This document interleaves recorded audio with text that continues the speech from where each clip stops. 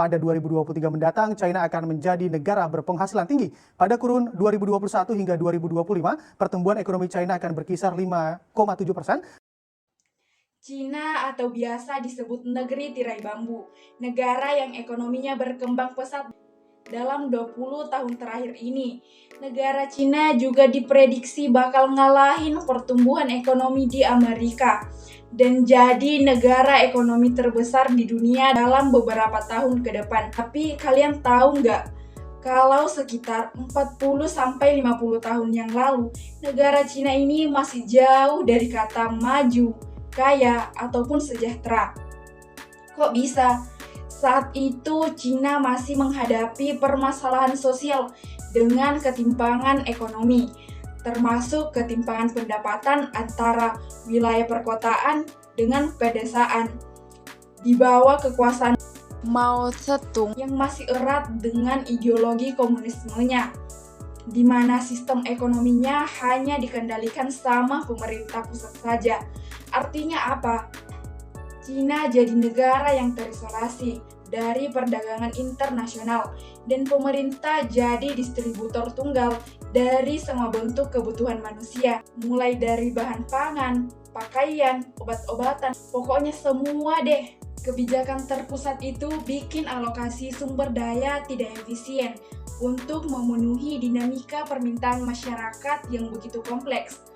Dampak dari kegagalan distribusi tunggal ini sangat parah, di mana Cina mengalami bencana kelaparan hebat selama 3 tahun yang merenggut korban sampai puluhan juta jiwa, sehingga Cina masih jauh tertinggal dari negara-negara lain. Di tahun 1951, PDB Cina hanya berjumlah $54 Amerika Serikat per orang, sementara Amerika Serikat di tahun yang sama sebesar $2.349 Amerika Serikat atau 40 kali lipat lebih besar dari Cina. Tapi itu semua berubah saat pemerintah Cina dipimpin oleh Deng Xiaoping.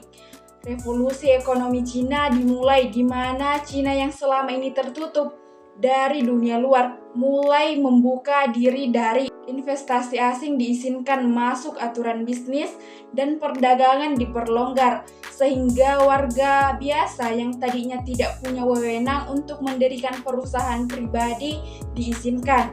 Kemudian mereka diberi izin melakukan jual beli dengan negara-negara lain dan kemudian memaksimalkan ekspor, sehingga sampai sekarang kita sering melihat barang-barang yang tertulis Made in China.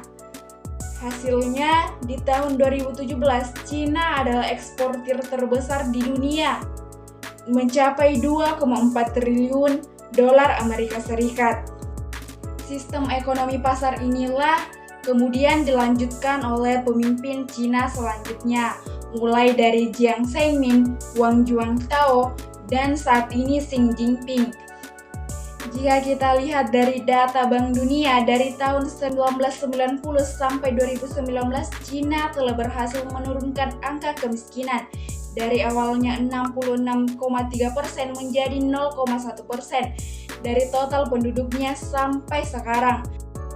Nilai PDB Cina juga mengalami peningkatan luar biasa. Menurut World Bank pada tahun 1960 sekitar $89,5 Amerika Serikat, kemudian meningkat menjadi $12.556,3 Amerika Serikat di tahun 2021.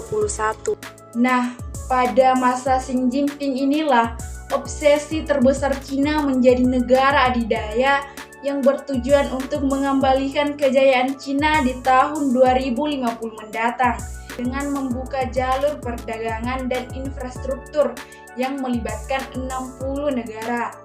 Berkat kebijakan tersebut, dalam 40 tahun terakhir, Cina berubah dari negara miskin jadi salah satu kekuatan ekonomi di dunia.